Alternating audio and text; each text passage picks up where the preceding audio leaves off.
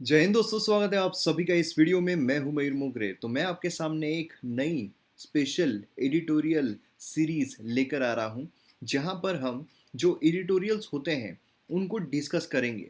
अब आप सोचोगे ये तो न्यूज़पेपर एनालिसिस में भी हो सकता है, लेकिन न्यूज़पेपर एनालिसिस में नुकसान ये है कि अगर समझ लीजिए कि न्यूज़पेपर में कुछ खास नहीं आया है जो एग्जाम पर्सपेक्टिव से इम्पोर्टेंट हो, तो उसमें भी न्यूज़पेपर एनालिसिस जो है वो करना ही पड़ता है बेमतलब का। तो वहाँ पर आपका टाइम जो है वेस्ट हो जाता है। यहाँ पर जब हम एडिटोरियल स्पेशल लेंगे तो इसमें हर एक एडिटोरियल जो है, जो एग्ज़ाम के लिए इम्पोर्टेंट है, उसको काफ़ी डीप में, काफ़ी डिटेल में देखेंगे, एग्ज़ाम पर्सपेक्टिव से देखेंगे और टू द पॉइंट देखेंगे, जिससे कि आपको आंसर राइटिंग में काफ़ी ज़्यादा हेल्प मिल सकती है।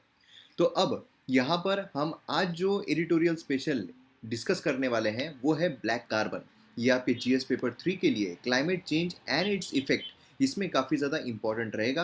द हिंदू का एडिटोरियल जो है वो हम आज डिस्कस करने वाले हैं।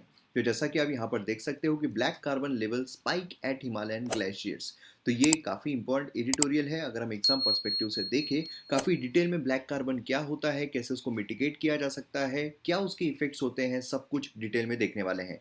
पीडीएफ आपको काफ़ी ज़्यादा हेल्पफुल रह सकती है। तो पीडीएफ आपको मयूर मोगरे टेलीग्राम चैनल से मिल जाएगी। तो टेलीग्राम चैनल पर फॉलो ज़रूर कीजिए। अब चलिए शुरू करते हैं, लेकिन उससे पहले आपने अगर अब तक M M academy app download नहीं किया है तो ज़रूर कीजिए। यहाँ पर आपको बहुत सारी चीज़ें मिलेगी, बहुत सारे कोर्सेज मिलेंगे जो आपको एग्जाम में काफ़ी ज़्यादा हेल्प दिला सकते हैं। यहाँ पर सभी कोर्सेज अवेलेबल है। मतलब आप जी एस वन देखिए, G S two, G S three, G S four, मतलब जी एस वन से रिलेटेड अगर आप देखोगे तो उसमें ancient history, modern history, art and culture, medieval history, सब कुछ देखने को मिलेगा। जीएस टू देखोगे तो उसमें गवर्नेंस, पॉलिटी, इंटरनेशनल रिलेशन सब देखने को मिलेंगे।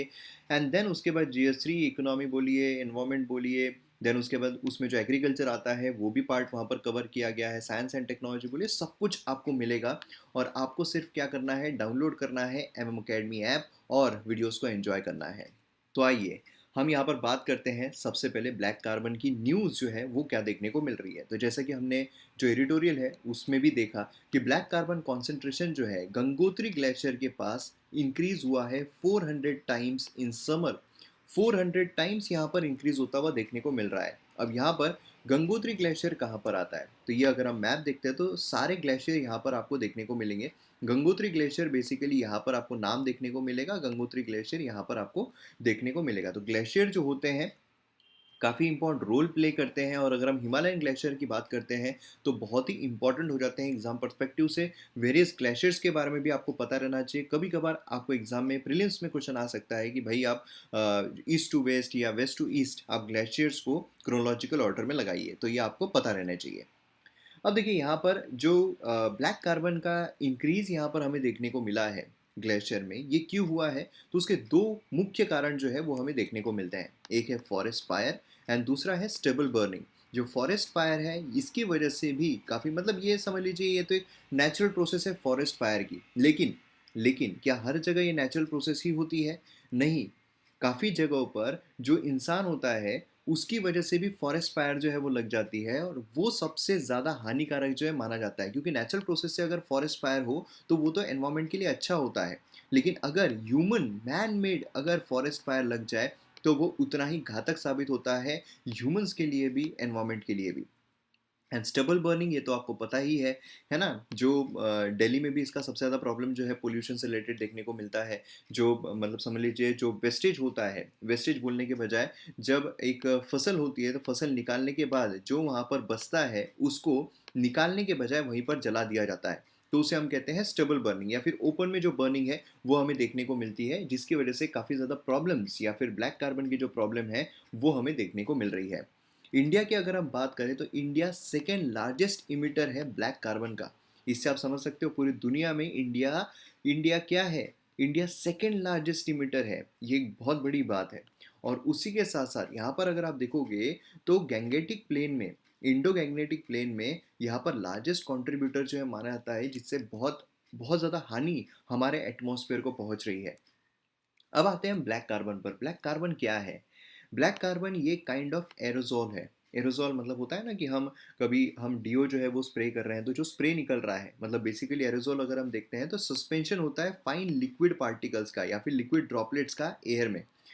अब समझ में आ गया आपको, जैसे आप स्प्रे मारते हो तो भाई आप कुछ आपके शरीर पर बढ़ जाते हैं, कुछ एटमॉस्फेयर में भी घूमते होंगे, है ना, तो उसको हम एरोजॉल कहते हैं। तो ये ब्लैक कार्बन जो है काइंड ऑफ एरोजॉल है। तो अमंग एरोजॉल्स, जितने भी एरोजॉल अगर हम देखते हैं, जैसे कि ब्राउन कार्बन हो गया, सल्फेट्स हो गया, ब्लैक कार्बन की अगर हम बात करें तो उसे second most important anthropogenic agent माना गया है क्लाइमेट चेंज के लिए। मतलब जो हमें क्लाइमेट चेंज देखने को मिल रहा है उसके लिए second most important anthropogenic agent माना गया है। एंड प्राइमरी मार्कर है ये एडवर्स इफेक्ट जो हो रहा है एयर पोल्यूशन का उसके लिए। अब देखिए एरोजोल आप बोलोगे हम फिर डीओ मार रहे हैं, वो भी क्या हानिकारक है? देखिए यहाँ पर ब्लैक कार्बन जो है वो एक काइंड ऑफ एरोजोल है ना। मतलब जैसे क्या है कि जो एरोजोल होते हैं उसमें हार्मफुल एरोजोल भी होते हैं, है ना। तो ये जो ब्लैक कार्बन है ये हार्मफुल एरोजोल है, जो यहाँ पर बहुत बुरी तरीके क्लाइमेट चेंज या फिर एयर पोल्यूशन जो है ये कॉज करता है।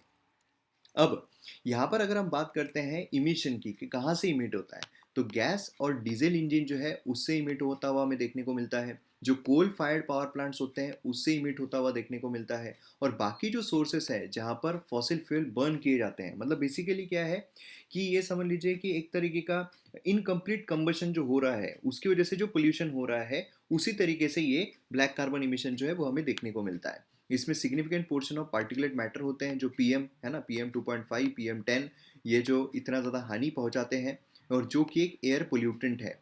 तो इसलिए ब्लैक कार्बन जो है जब ये एयर में घुल मिल जाता है तो उसकी वजह से काफ़ी ज़्यादा हानि यहाँ पर होती है। तो आप बोलोगे ठीक है, ये हमें समझ में आ गया कि जो ब्लैक कार्बन है ये बेसिकली एक टाइप ऑफ एरोजॉल है जो इनकम्प्लीट कंबशन इसकी वजह से, मतलब बेसिकली बर्निंग जो होता है उसकी वजह से निकल रहा है और फिर वो तो एयर में घुल रहा है, तो एयर पोल्यूशन वहाँ पर हो जाएगा। लेकिन जो हिमालय है वहाँ पर जो ग्लेशियर यहाँ पर हो रहा है, तो उसकी वजह से इतनी ज़्यादा प्रॉब्लम क्यों हो रही है? जो ग्लेशियर यहाँ पर मेल्ट हो रहा है उसके पीछे कारण क्या है कि भाई एरोजॉल की वजह से, ब्लैक कार्बन की वजह से ग्लेशियर मेल्ट क्यों होगा? तो ये सारी समस्याएं जो है वो क्यों हो रही है, तो उसका भी जो रीज़न है वो हम आगे जानने की कोशिश करेंगे। अभी देखिए ब्लैक कार्बन की अगर हम बात करते हैं तो शॉर्ट लिव्ड पोल्यूटेंट है, शॉर्ट लिव्ड है, ठीक है। और सेकेंड लार्जेस्ट कंट्रीब्यूटर है ग्लोबल वार्मिंग के लिए। जो कार्बन डाइऑक्साइड है उसके पीछे हमें ब्लैक कार्बन जो है वो देखने को मिलता है। और बाकी ग्रीन हाउस गैसेस इमिशन अगर हम देखते हैं, ब्लैक कार्बन जो है क्विकली वॉश्ड आउट किया जा सकता है, एलिमिनेट किया जा सकता है अगर उसके इमिशन को हम जल्द से जल्द रोक दें। नहीं तो होता है ना, बाकी जो इमिटर्स है काफ़ी सालों तक रहते हैं, लेकिन ब्लैक कार्बन अगर आप देखोगे तो जल्दी चला जाता है। इसलिए अगर हम उसका इमिशन रोक देंगे तो अपने आप जो कार्बन इमिशन है वो यहाँ पर रुक जाएगा, ब्लैक कार्बन इमिशन, और उसकी वजह से जो यहाँ पर समस्या खड़ी हो रही है वो भी यहाँ पर ब्रेक हो जाएगी। अब कैसे उसको कर सकते हैं वो भी आगे देखेंगे। Historical carbon emission, it is also localised source and greater local impact. मतलब क्या है कि लोकल जो लेवल होती है वहाँ पर वो ज़्यादा इमिट होता है और वहाँ पर ज़्यादा इम्पैक्ट जो है वो करता है। तो अब यहाँ पर अगर हम बात करते हैं सोर्सेज की, तो इंडस्ट्री प्राइमरी ब्रिक स्किल, ये रेसिडेंशियल बर्निंग जो होती है, सॉलिड फ्यूल जो है यहाँ पर अकाउंट 45 to 66% रीजनल एंथ्रोपोजेनिक जो डिपोजिशन है ब्लैक कार्बन का वो देखने को मिलता है।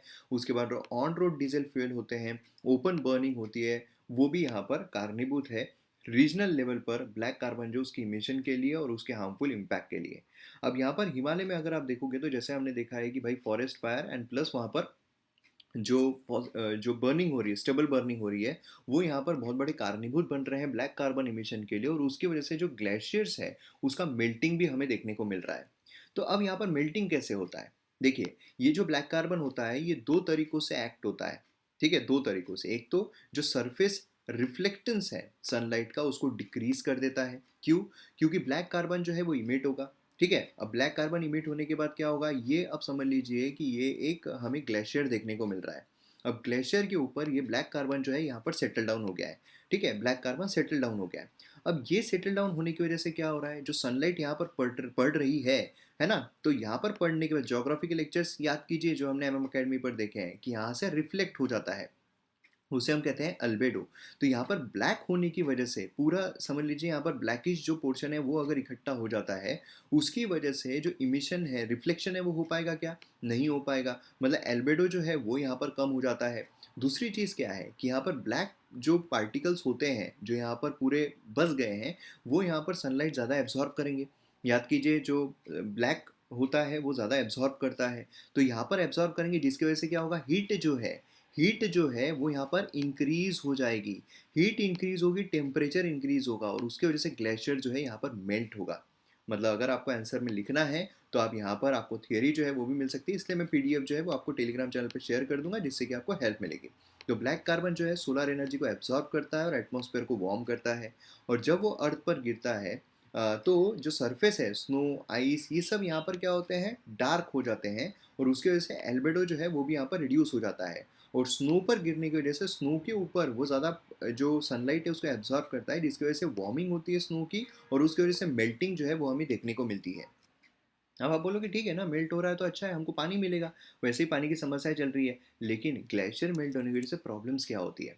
ग्लेशियर मेल्ट होने की वजह से फ्लैश फ्लड हमें देखने को मिलता है, सडनली जो बाढ़ है वो आ जाती है। जैसे हाल ही में हमने देखा है अभी पाकिस्तान में कितनी बुरी तरीके का फ्लैश फ्लड जो है वो देखने को मिला है।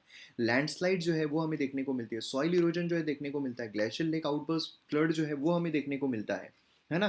तो ये सारे जो प्रॉब्लम्स है, फ्लैश फ्लड जैसे मैंने ऑलरेडी एक्सप्लेन किया हुआ है कि फटाक से जो फ्लड आ जाता है पता भी नहीं चलता है, मिटिगेट हम नहीं कर सकते हैं, उसको संभालने का हमको चांस नहीं मिलता है। लैंडस्लाइड जो ऊपर से ज़मीन जो खिसकना शुरू होती है, सॉइल इरोजन क्योंकि पानी यहाँ पर मेल्ट होता है जब, तो बह के चला जाता है, और बह के चल जाता है तो अपने साथ पूरी सॉइल जो है वो भी लेकर जाता है, तो सॉइल इरोजन होता है।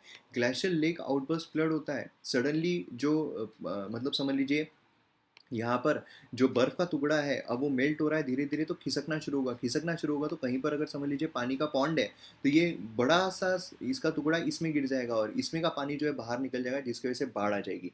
तो ये सारी जो प्रॉब्लम्स है वो देखने को मिलती है। Already glacier lake outburst flood के बारे में मैंने एक्सप्लेन किया हुआ है, यूट्यूब वीडियो पर भी आप देख सकते हो। तो इसकी वजह से क्या है कि यहाँ पर प्रॉब्लम जो है काफ़ी ज़्यादा बढ़ जाती है ना? और इस शॉर्ट रन में अगर देखा जाए तो हायर वॉल्यूम जो है वाटर के वो यहाँ पर रिप्लेस किए जा सकते हैं ग्राउंड वाटर डाउनस्ट्रीम, है ना? लॉन्ग रन में डिक्रीज वाटर अवेलेबिलिटी यहाँ पर एग्रीवेट होता है, वाटर शॉर्टेज जो है वो भी हमें देखने को मिल सकता है। अब मेजर्स क्या लिए जा सकते हैं? तो बट ऑब्वियस है कि कार्बन इमिशन जो हो रहा है उसको हमें रोकना पड़ेगा। मतलब जो कुक स्टोव्स हो गए, डीजल इंजन हो गए, ओपन बर्निंग हो रही है, इसमें से जो इमिशन हो रहा है ब्लैक कार्बन का उसको हमें कम करना पड़ेगा, इसको ख़त्म करना पड़ेगा, तब जाकर हम इमिशन रोक सकते हैं। रीजनल लेवल पर इसका बहुत ज़्यादा इम्पैक्ट पड़ता है। तो रीजनल लेवल पर जब इम्पैक्ट पड़ता है तो रीजनल लेवल पर हम क्या कर सकते हैं? तो रीजनल गवर्नमेंट जो है उन्होंने यहाँ पर सबसे पहले तो नॉलेज शेयरिंग जो है वो करना चाहिए रीजनल लेवल पर। लोगों को जब तक इसकी बुरी चीज़ों के बारे में ना पता चले तब तक लोग इसे नहीं रोकेंगे। गवर्नमेंट कितने भी अगर बैन लगा दे लेकिन लोग जो है वो स्टबल बर्निंग करते रहेंगे। तो इसके बारे में नॉलेज शेयरिंग जो है बहुत ज़्यादा इंपॉर्टेंट है। देन उसके बाद यहाँ पर बेसिकली अगर आप देखोगे तो प्लानिंग करना चाहिए सही तरीके से हाइड्रो पावर, जिससे कि जो वाटर फ्लो है उसकी एबिलिटी है वो यहाँ पर सही तरीके से रहे। जो बेसिकली अगर आप देखोगे तो जो इफ़िशियंसी है वो यहाँ पर इंक्रीज़ करना चाहिए, जो प्राइस सिग्नल है ना? तो ये सारी जो चीज़ें हैं इसको बेहतर तरीके से रीजनल गवर्नमेंट जो है वो कर सकती है, जिससे कि हम यहाँ पर जो ब्लैक कार्बन है उसकी इमिशन को रोक सकते हैं और जो नेचुरल कैलेमिटीज़ यहाँ पर हो रही है उसको मिटिगेट कर सकते हैं। तो अब मैं उम्मीद करता हूँ कि आपको ये जो पूरा टॉपिक है काफ़ी अच्छे तरीके से समझ में आ गया होगा, और कैसे भी अगर इस पर अब क्वेश्चन आता है, भले वो प्रीलिम्स हो भले वो मेंस हो, तो अच्छे तरीके से आप लिख पाओगे। और वीडियो अगर पसंद आता है तो शेयर ज़रूर कीजिए, चैनल को सब्सक्राइब कीजिए। मिलते हैं अगले वीडियो में। जय हिंद।